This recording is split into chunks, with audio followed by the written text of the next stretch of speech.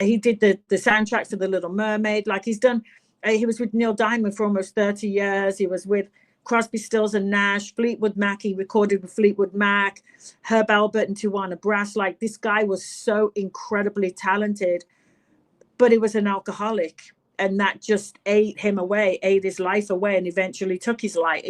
He died from it, I should say. And so that was a big thing, and he became violent.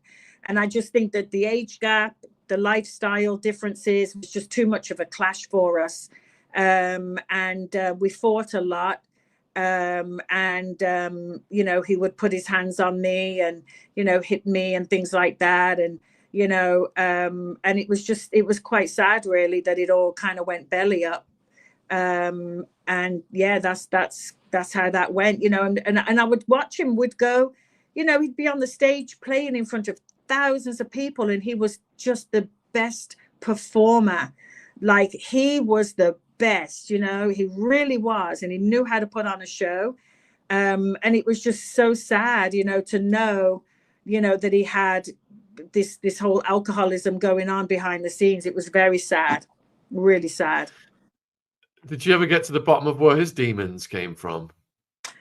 You know what? I didn't. No, I didn't. We were both fighting our own demons. He was fighting alcoholism. I was fighting, you know, what was going on with me, you know, from my childhood. We're both in a battle for our lives, and then bringing that together, that energy together, was just too much. You know what I mean? I now that I'm older and I look back, and it's like I did not have the maturity, the mental capacity to try to figure out him, because I was still stuck in that 10-year-old mindset, that 16-year-old mindset, that 18, 19-year-old mindset. You know what I mean? So I was still stuck there while here trying to figure out a life and with a small child.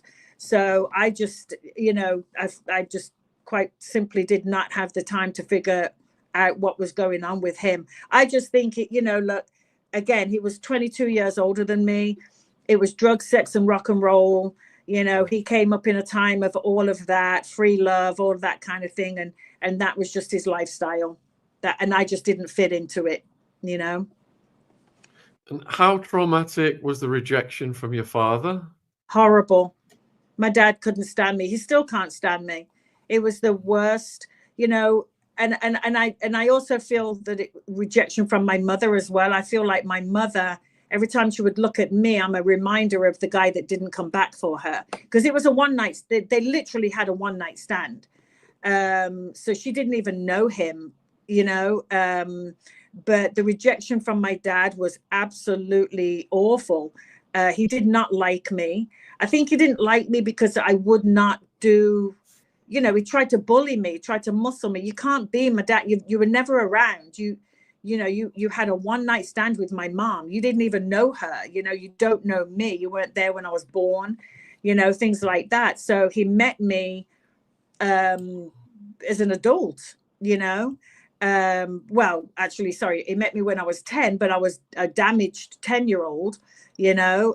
So we didn't stand a chance. And then when I came to America to live, I just think that he just was thinking like, why are you here? You know, you're not supposed to be here. I think there were, as I was growing up, there were a lot of, she's not supposed to do, you know, fill in the blank type of thing, you know? And I was very aware of that. But yeah, the rejection from my dad was really horrible, because it's, you know, you're supposed to have your dad, aren't you? You know, but he didn't want to get to know me as an adult. He didn't want to get to know the person that I am, you know. And funnily enough, we're a lot alike. But yeah, he just had no interest. Unless I was giving him money, he had no interest in me, you know. So yeah, nothing. He was very angry that I was a teenage mom, you know, things like that. But, you know, like, you know, he wasn't there to guide me, you know. You know, he wasn't there. So, you know, what does he expect, you know? So did you have anyone to support you? Because it sounds like at home you've got trouble. You got trouble with your father and your mother. Did you have anyone? No, no, like adult, you know, my friends, me and my best mate Jane at the time. But no, I didn't have anyone. I just navigated life on my own, really. I just realized, okay, you know, this is it. It's me against the world. And I'm just going to have to go out there and do what I've got to do in order to survive. And when Vince gave me the opportunity, I knew I wouldn't live in Birmingham for the rest of my life. And I knew that there was something bigger out there for me. Like I legitimately knew that. I always wanted to be a singer. I wanted to be a backup singer for Diana Ross. I wanted to be a Supreme, but no one told me that they broke up in the 60s. So it's like, you assholes. No one told me, you know. But I did. I wanted to be a singer. I wanted to do all these things, but I knew innately I had this. It sounds super cliche and cheesy, but I had a flame. I had a flicker of a flame. Where there was a flame, there was a hope, you know. So I knew that there was something bigger for me out there. I just had to go get it. I had a few roadblocks along the way. Of course, I had my daughter, you know, but when Vince offered me the opportunity to come to America, I jumped at the chance. I mean, when else was I going to get an offer like that? I could not refuse it, you know. And even when I got here and it didn't work out, I knew I had to stay. Like, this is where I was supposed to be. This is where I'm supposed to live and raise my daughter and raise myself, you know, because still I'm here on my own as well, you know what I mean? Because Vince and I broke up, so I was back to being a single mom. How old were you when you guys broke up, and what caused the breakup? I was 27, and just the alcohol, you know, just the fighting, all of that. I think we were just sick of each other. Yes, so that's what happened. We broke up, and I had to go get a job. I'd never had a job in my life ever. So I went to the mall because I was like, well, where do I started making friends. And I thought, well, where do all my friends work? And it was like, okay, the mall. So I went and got a job at the mall. I got my first job at Nordstrom. And so I was there for a while, and just kind of, you know, I always say I got a job that led me to, you know, a better job, and then to a career that I have today. So, yeah, that's what I did. And honestly, it was just, I was blind. I didn't know how to drive. I rode a bike. I literally rode a pedal bike. So then I had to learn how to drive, but it was just like blindly going through, just navigating my way through life. Very young, didn't have the support of my dad.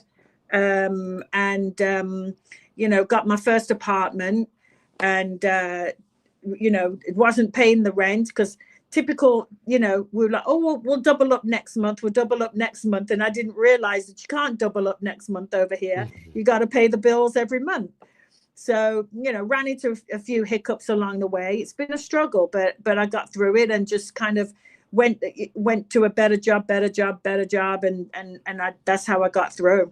Just, you know, by the hair of my chin, really. So what was your life like when you turned 30? When I turned 30, by that point, I was working in Beverly Hills. I was working for an ad agency in Beverly Hills, the biggest ad agency out here. And life was good. I was living rent. How did you get that job? So, as I said, I went from job to job. And I met, when I was at Nordstrom's, I met this lady, and she and I became friends. Her husband owned the ad agency. He was a big wig. We did movie. He actually was the one that designed the poster for Jaws, that iconic poster. So it was him. His name's Tony Seiniger. So I worked for him, and he offered me a job. He was just like, I love your personality. Come work with me. Little did I know at the time he was in a lawsuit where he was getting done for sexual harassment and racial harassment. So I was I was needed. You know, my blackness was needed. I'm like, all right, whatever. You pay me $1,000 a week. $1,000 a week in the 90s was a lot of bloody money. You know, rent was 2-bed, 2-bath. It was $900. So I was living large. I was doing great. You know, so life was good. You know, hanging out, having a good time. And then and then the bottom fell out for me.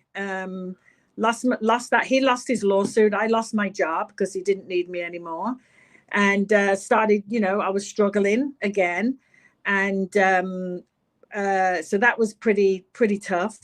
And then right around that time, let's see, well, 2001, Vince died. So that was really, really rough. Vince died then. So yeah, it's coming up actually 24 years next month. How did you find out that he died? What was the communication? Well, my really good friend Carol was married to my uncle, who also was with Neil. And she called me and she said, oh, Vince is in the hospital. So I was like, oh, okay, well, keep me posted. I'd not seen Vince since he left the house. Since we broke up, I'd not seen him again, ever. And she called me back about a week later and she said that he had died. Yeah. And how? He was in the hospital. So it was some kind of, it was alcohol, his liver and all that just gave up, his organs just gave up on him. And yeah, that's what happened. Yeah. So how did you feel at that time? I felt, oh God, if I can get through this, I'm brokenhearted, very sad, very, very, very sad for him. He was so young. He was only 55. I just felt sad, he just, Jack Daniels won, that's how I saw it. He finally got to the bottom of a bottle of Jack Daniels, he emptied the bottle, so to speak. And yeah, very, very sad. It was just a deep sadness for him. And where were you at with relationships in your 30s? Nowhere. Well, I mean, no one to speak of. I've never had anyone really. I was, dating a couple of people here and there, but I'm laughing because I'm about to tell you who I was dating. I dated Stevie Wonder for a while. What? I did. It came full circle. So, because so my dad was Stevie's drummer, and they went. So back in the 60s, obviously, they went to Boston, Lincolnshire. That's where my dad met my mom, and then my mom spent the day with my dad and Stevie and all that, and here I am, right? But so then all these years later, he goes to the same church as my best friend over here, Brenda. And I'd gone to church, and Stevie was at the church, and it just so happened to be my birthday. So she goes, oh, come on, let's go say hi to him. And he was, of course, surrounded by so many people. And I walked down to the front, and I went over to him, and I was like, oh, I went to say my dad's name. I didn't even say my dad's whole name, but he remembered my mom, he remembered my brother, and of course he remembered my dad. And then, yeah, I started dating. Come on, I started dating him. So. You got to keep going with this. What was your first date? You know what? He's absolutely brilliant. He's a really good man. He's probably one of the most intelligent men I've ever met in my life. Our conversations were incredible. We'd just be talking about all kinds of fun stuff, and he'd be like, oh yeah, and then my friend John, and I'm like, oh John, yeah, John Lennon. I'm like, oh my God, okay, whatever, So but yeah, he's an incredible human being. He's incredible. I just absolutely adore him. He's a good man, really good man. Right, the viewers are just really excited.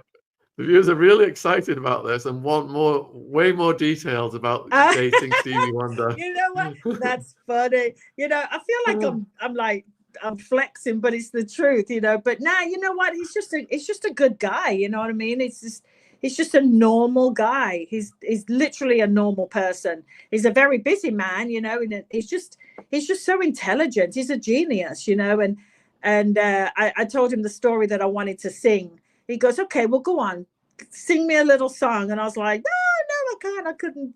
He's like, go on. So I did. He went, yeah, you should probably just go ahead and stick with your day job, Rach. I don't think singing's in your future, you know. So, but yeah, he's just a fantastic human being. He really is. He's what you see is what you get. He's very funny, and you know, he's a night owl. So he'd call you at like 10 at night, and you'd get off the phone at like 3, 4 in the morning. Like, oh my goodness! But he's a very nice man. He's a very generous person. Very generous, like for people that, you know, in need and things like that. He's just phenomenal. He's a very good man. Love him to bits. So the blindness then, was it complete blindness, or did he have some partial sight, or? Complete blindness. I'll tell you a story, right? So we're hanging out, and there was a packet of trail mix on the side. So I was like, oh, I'll have that. I'll take that with me, you know, thinking, how's he going to know, right? Sorry, Stevie, if you're listening. So I put it in my bag. So we're sitting there, we're talking, and I happened to put my hands underneath my chin, and he moved my hand. I'm like, oh my effing God, this guy can see. And all I'm thinking is, I'm about to be rich. I'm going to go call someone and be like, he's been BSing. But it was my voice had changed, the vibrations of my voice. So he knew that my hands were under my chin. And I'm thinking, I just nicked the bloody trail mix. He's going to be like, this filthy thief, you know, can't take this council estate out of the girl, you know, she's ripping me off. But no, he's definitely blind. Definitely 100% blind. Yeah. Have you got any other stories like that? Have I got what? Any other stories like that? About Stevie? Yes. Not really. I mean, it was just a good guy. It was just fun to be around, you know. It was just a lot of fun to be around, and we, you know, I mean, I'd tell him stories about my friends, and then he'd tell me stories about his friends, but his friends are all like icons, and my friends are icons to me, but you know, they're my mates, and so things like that. But yeah, we would just sit and talk about life and things like that, and you know, just had a good time. You know, my neighbors, when it would come to the house, they knocked the door, you know, all of a sudden they'd run out of sugar. Like, oh, did we see who we thought we saw? It's like, yes, you did, you know. So, but he's just a normal guy. He really is. He's just fun, lots of fun. So was he chauffeured around with an entourage and stuff? Not really. Just hangs out with, I mean, when he's out and about, you know, obviously public engagements, things like that. But for the most part, he just had one guy with him that would just help him, you know, around. Yeah. And how long were you guys dating for? We hung out for a couple of years on and off, you know, ended as friends, you know. So yeah, it was great. He's still a friend today, you know. Haven't spoken to him in a while because he got married and had another round of kids. But you know, but yeah, I mean, there's a lot of love there, lots of love, because there's such a long history. I would not be alive if it weren't for him, literally. So, you know, I wouldn't have been conceived. So there's a lot of history, but he's a wonderful man. He really is. Yeah. What was your funnest moment with him? Probably the singing bit. And then let's see. We would just laugh, you know, we would just be laughing about anything really, you know. Yeah, he was just such a warm and lovely man. Did many celebs come over or call him while you were hanging out? No, but I do have a Donald Trump story, but it's got nothing to do with Stevie Wonder. That came in with my boxing career. But yeah, I was in Don King's office a million years ago. I was not long in you know, obviously the career that I have now in professional boxing, but I was in Don King's office. And the phone rang, and you know, you can only hear obviously him, and he was like, yeah, well, I'm sitting here with a lovely lady named Rachel Charles. And then he said he was going on, and you know, they're trying to figure out if they were all going to go to dinner. He puts the phone down, and it was Donald Trump. Yeah. So explain to the viewers then how you transitioned into boxing. So yeah, A good friend of mine was hanging out with James Lights Out Tony. They were really good friends, and she said, you know, come and meet this guy. I'm talking to this boxer. Come and meet him. So I went thinking, you know, I might meet one of his mates. He might have a cute friend or something for me. And James, I don't know if anyone is familiar with James, but he's a vibe. He's something special, you know. And he likes to intimidate people. So I met him, and he came running towards me just like a madman, and I did not blink. I didn't move. And he was like, oh, I like you. And he was crude. I mean, oh my God, the things he was saying were disgusting. And I was just like, I love this guy. Like, I love him already. And he took me to go meet his promoter at the time, who's the late Dan Goosen. And Dan Goosen loved my accent. So he goes, can you know, I want to hire you. Will you answer my phones? So I was like, okay, I'll answer